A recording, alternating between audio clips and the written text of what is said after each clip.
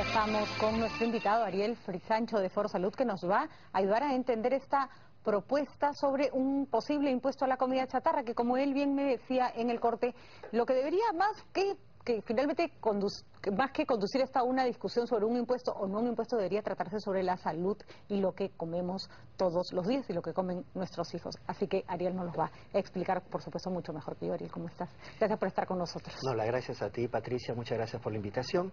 Un saludo a los televidentes y solamente quería empezar diciendo que esta es una propuesta de Foro Salud. Explícanos un poco qué es Foro Salud, porque a veces hay demasiada confusión sobre este tipo de organizaciones, ¿no? Foro Salud es una red de voluntarios y de organizaciones que trabajan voluntariamente para aportar a las políticas públicas de salud.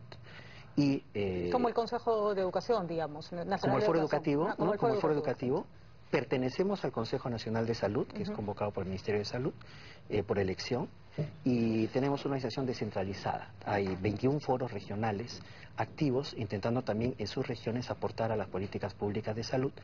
Y esta propuesta que estamos comentando ahora se da en el marco de 13 recomendaciones que hicimos para mejorar la salud en el Perú en la Conferencia Nacional de Salud de noviembre pasado. Y estas propuestas, para no entrar en demasiado detalle, van desde un tema que nos preocupa mucho, como es el acceso de las personas más pobres y las personas indígenas a servicios de salud de calidad, que va más allá del aseguramiento universal, que es un componente trabajado por el Ministerio, hasta el tema del incremento del financiamiento para las acciones de salud en el Perú, la mejora de la gestión, una mayor atención a la realidad de recursos humanos en salud y dentro de las estrategias a trabajar una mayor atención a las enfermedades no transmisibles, que como todos sabemos en el mundo de hoy, diabetes, hipertensión, cáncer. Aunque el cáncer hay un componente transmisible asociado a determinados virus, ¿no? En algunos casos, pero enfermedades crónico-degenerativas. Y muchas de estas enfermedades están asociadas lamentablemente a malos hábitos de vida, a malos hábitos alimenticios, y han empezado a presentarse. Ayer el decano del Colegio de Nutricionistas mencionaba que casi 1 de cada 10 niños menores de 5 años en el Perú ya evidencian sobrepeso y obesidad, 1 de cada 6 adolescentes igual, y 1 de cada 2 mujeres entre 15 a 49 años evidencian sobrepeso. 1 de cada 2 mujeres. Mujeres entre 15 a 49 años. O sea que por cada mujer flaca que vemos hay un equivalente gorda. Si tiene entre 15 y 49 años. Y como nosotros sabemos, sobrepeso y obesidad son acumulaciones excesivas de grasa que a la larga van a hacernos daño. ¿Y por qué? Si la mujer es la que más está cuidando su peso y hay una presión fuertísima, además, para que la mujer realmente no engorde, tanto que ha generado serios problemas de bulimia, de anorexia. A mí me ha sorprendido esta cifra para el Perú, dada por el decano del Colegio de Nutricionistas, pero me imagino que es por hábitos y por mala alimentación, ¿no? Y acá en el tema de alimentación hay un tema de información a la población que se tiene que tomar con seriedad y que entendemos que el Ministerio de Salud, y particularmente el doctor Tejada, que es muy cercano al tema de vida saludable y hábitos y prevención, a nosotros nos ha caído bien que él asuma un liderazgo en temas como promoción del ejercicio en las escuelas y ojalá ahora promoción de una alimentación saludable sobre la base de una concertación e información a la gente. De acuerdo, vamos por partes antes de ponernos a hablar del impuesto. Hay 2 razones por las cuales uno se puede alimentar mal y la gordura no es sinónimo nunca de salud. Una de las razones puede ser que efectivamente uno tiene plata y come porquería y media, o que no tiene dinero y come mucho carbohidrato y una dieta un poco con lo que hay y no una dieta balanceada. ¿No deberíamos preocuparnos del segundo caso, digamos, que es el caso que más preocupa a la población, porque estamos hablando de una población mal alimentada por falta de recursos? Deberíamos preocuparnos por los dos. De acuerdo. ¿No?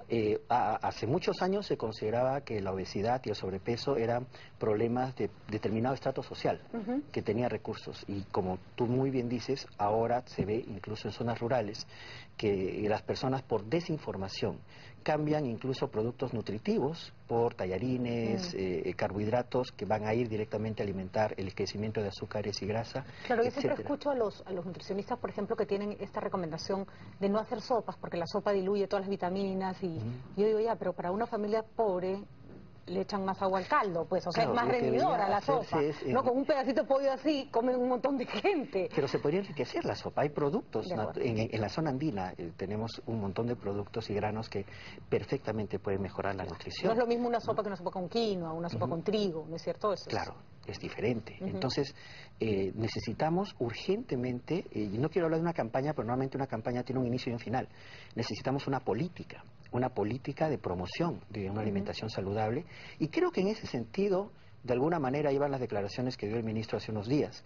Y nosotros, particularmente de Foro Salud, lo que planteamos es 3 estrategias principales. Una que va por el lado de la comunicación social, que la gente sepa qué es lo que está consumiendo, sepa los riesgos de consumir con demasiada frecuencia ciertos alimentos. Que los padres de familia estén conscientes de que sus hijos no pueden estar llevando loncheras que todos los días tienen caramelos, galletas, jugos artificiales, etcétera, sin lograr un balance, sin generar una educación alrededor del consumo de frutas, alrededor del consumo de verduras y de la dieta balanceada, ¿no? Y por el lado de quienes producen estos alimentos o comidas que pueden tener un exceso de grasas y azúcares, una concertación, que sería la segunda estrategia, una concertación para que, como en otros países, se analice junto con las autoridades de salud y especialistas cuáles pueden ser los máximos adecuados de contenidos de grasas para una porción infantil.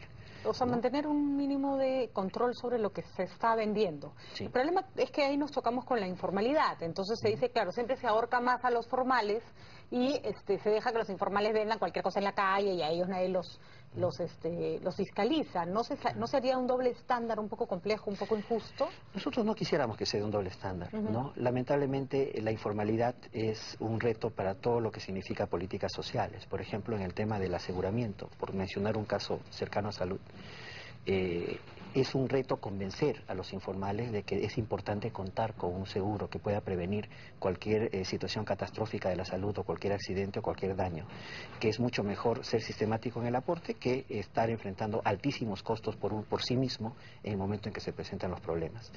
Y entonces la pregunta es, ¿cómo es que podemos hacer que los informales puedan aportar hacia su salud? Algo parecido ocurre en este momento, obviamente con la venta informal de alimentos, pero ahí un componente principal es la educación. Si yo soy una persona que acostumbraba a tomarme en la esquina de tal cuadra del centro de Lima mis pollos broster que son tan atractivos y tan baratos, pero comienzo a reparar de que en el mismo recipiente de grasa, una, otra, 3, 4, 5 veces están preparando la misma presa para distintos consumidores. Si comienzo a reparar en lo que esto puede significar para mi salud, hemos avanzado algo. Si comienzo a Pan con modular... chicharrón, por ejemplo, que es una paila llena de aceite hirviendo a la que le tiran y le tiran chancho, además que siempre uno Sí. siente como que uno siente que si come chancho es peor que si come pollo, no sé si la creencia es válida. ¿Es tan chatarra como un pollo a la brasa?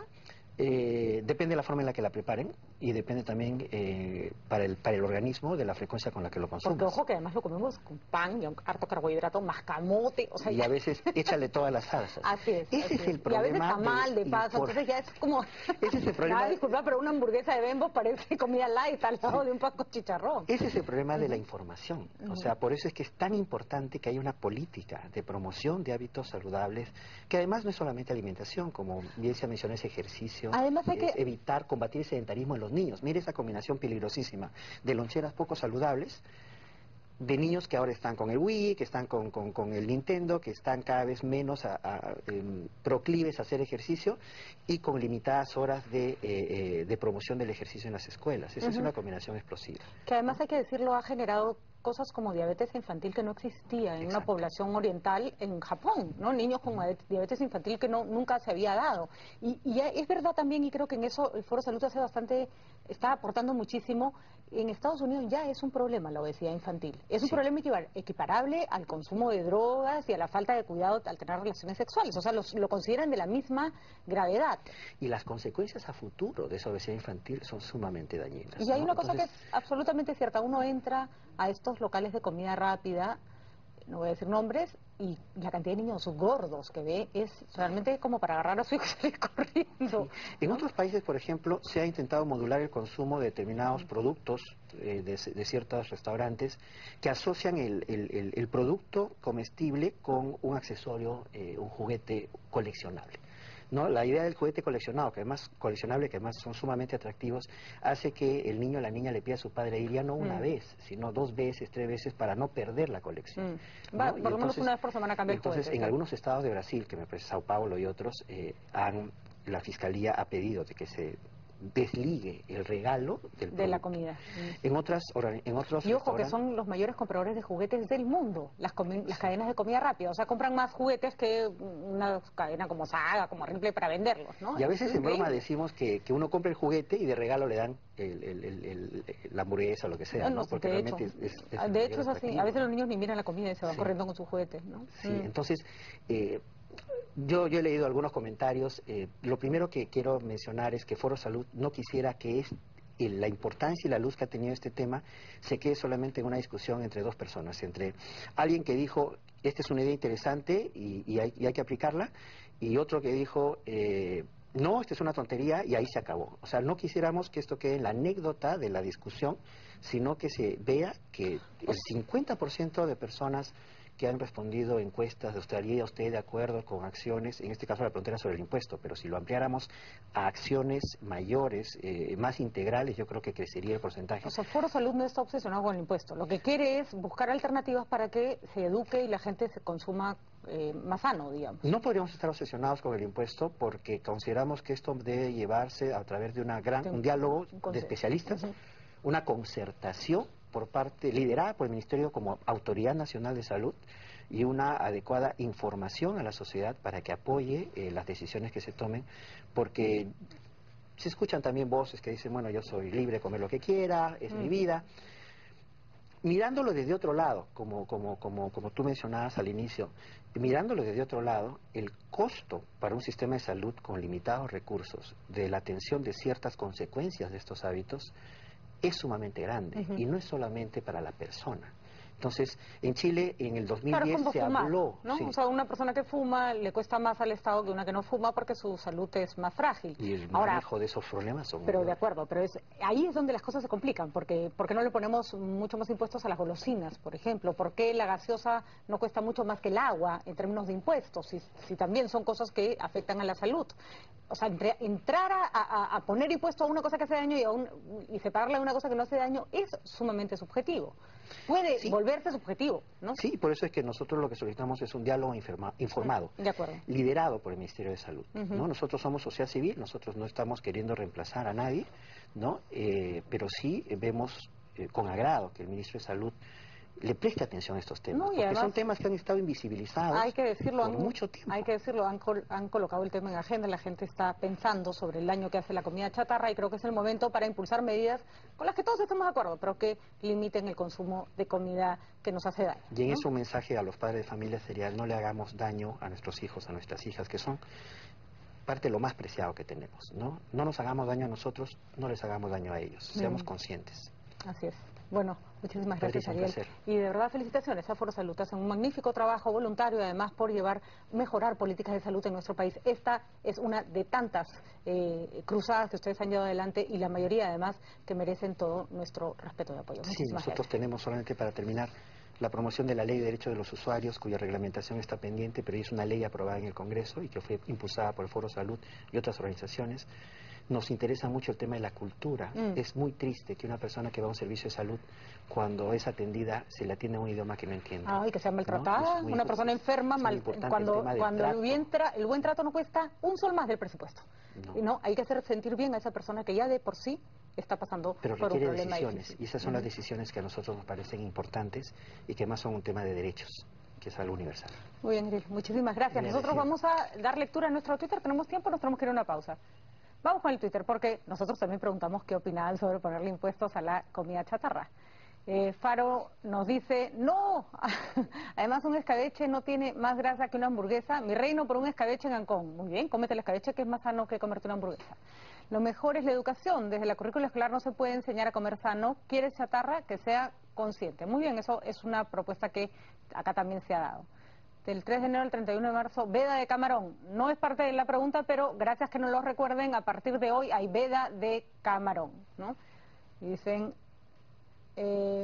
obvio que no es como el cigarro, igual lo consumen aunque tengan las cajetillas una foto muy chocante, pero habría que decirle a De Briones que el cigarro tiene un impuesto altísimo, justamente porque nos cuesta muchísimo a los demás que haya gente que fume. Es un impuesto selectivo al consumo sumamente alto, porque siempre un tema de educación o formación lo quieren solucionar desde la dimensión económica. Le repetimos a Novo Gourmet que es una de tantas propuestas que hay que estudiar. o solo van a gastar más, dice Sandra Soria, probablemente eso es lo que ocurra. La parihuela y el chupe de camarones tienen más colesterol que 10 hamburguesas, dice José Yactaco. Ya me abriste el apetito, José.